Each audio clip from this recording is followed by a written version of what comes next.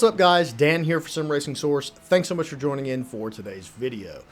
So today is a pretty awesome day. I'm super happy to be talking about this in a video because iRacing has finally released some form of AI.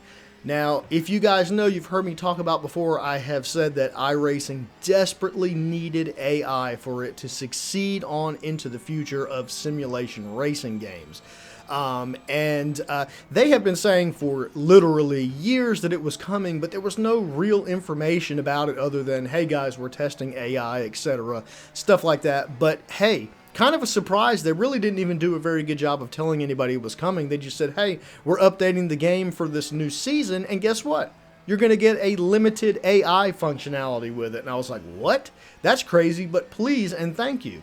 So I've spent the last little while, as soon as I got home from work, I grabbed some dinner and then came right here into the sim cave here and I started testing the AI out. And right now it is very limited. They called it a soft release. And so right now it is limited to only using the Porsche 911 GT3 Cup car, which was new to me. It was something I actually didn't own, so I had to purchase it. And it is a pretty decent car. And I have been testing several different sessions with the 911 GT3 car on Lime Rock Park because they also recently updated Lime Rock Park. So I was very interested to see what that looked like. So I was kind of trying to kill two birds with one stone. So what are my thoughts? Well, I'm really glad that they are finally giving us AI, and I honestly think in the future it's going to be a game changer. Now, with that said, I would be lying to you if I said, oh yes, the AI is wonderful and it's perfect right now, because it just isn't. Just like anytime somebody introduces new AI into a sim, there's always some bugs that need to be worked out, and that's no different here. What I've noticed really is the AI has some trouble getting going at the start of a race. For example, at the end of the straight in Lime Rock Park, the AI kind of has some issues getting through that first corner as quick as I think you should, even if you jack the AI difficulty level or whatever really high. And I'm going to get into briefly some of those details here in a minute, but I just want to say, not that the AI is great right now, but I'm sure it will improve over time, and just having AI in iRacing is going to, like I said, be a game changer, guys. It's bringing iRacing up to the par where it needs to be. It's going to be fantastic. And playing around with it a little bit, the first thing I want to mention is it is available to everyone. You don't have to opt into anything, but at first I couldn't find it because I'm one of the traditional players that still uses the older user interface. One thing you'll need to know is if you want to utilize the AI, you'll need to click that little button at the top and opt into the beta user interface, which I'm not that familiar with.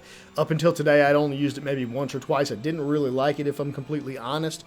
But you do have to opt into the beta user interface, and then there's a link over on the left where you can click on AI races. And then I have to tell you, setting up an AI race is very intuitive and very detailed. The amount of stuff that you can change is pretty crazy. I mean, you can go in and individually change the names of the AI drivers, their characteristics, and I haven't gotten that detailed with it, but I did go into the menus and kind of check out what you can do. It's really amazing. I mean, they've gotten really detailed with this. I think once it is dialed in and all the bugs are worked out, it is going to be the best form of AI that we have available. And so, what does that mean for the future of iRacing? That's really awesome.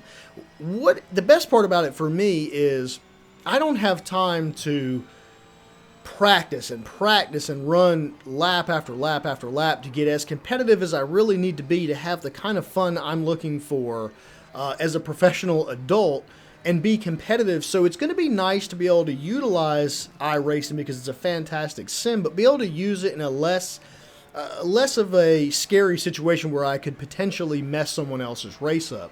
I'm not as concerned if I bump into an AI driver by accident.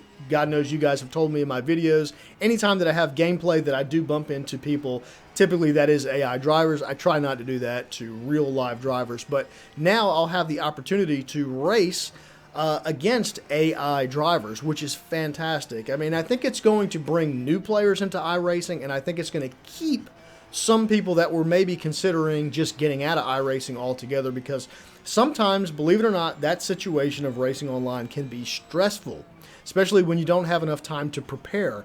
And so the combination of things kind of, at least for my case, kind of kept me away from iRacing. I mean, I think 2019, I barely played iRacing, and those were the main reasons.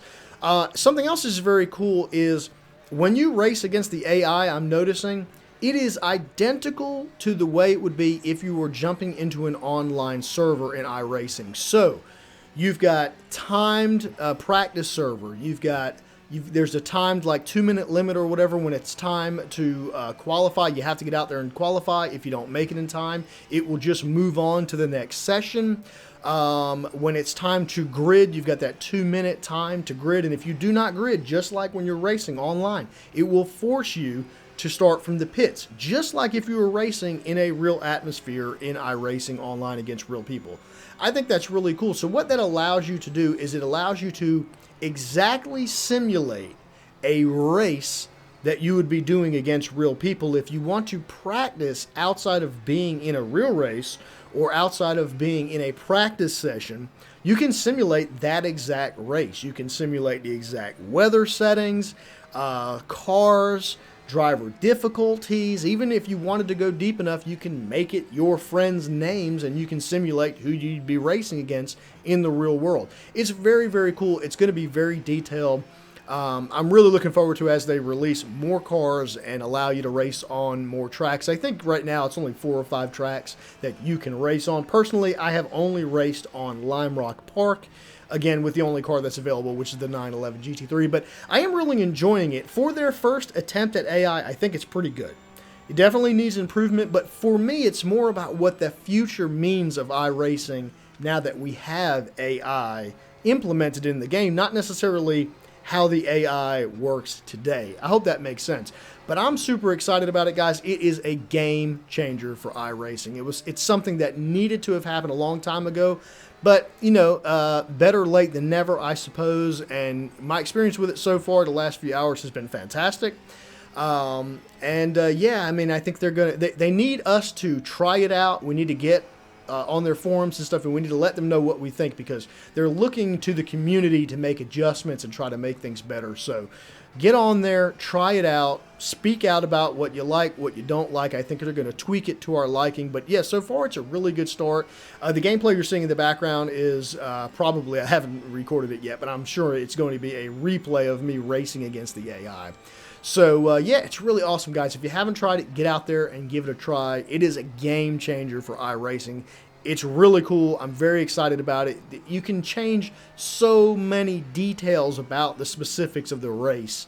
And then my favorite part about it is when I'm, you know, getting into that race, I still feel like I'm racing online against people because it's set up the exact same. It's not like a typical single player racing game. It is set up just like you're loading into an online lobby with other people. There's time limits, rules. You can still get black flags. All the important stuff is still there. It's just simulating you driving against real drivers with AI that you can tweak to your liking, which is really fantastic. They've got sliders where you can get them from 0% performance all the way to 100, and I think 25 or 130%, which I would never pick. I think that's crazy. So far, I've tested it from about 65% to about 95%, and there is definitely a difference.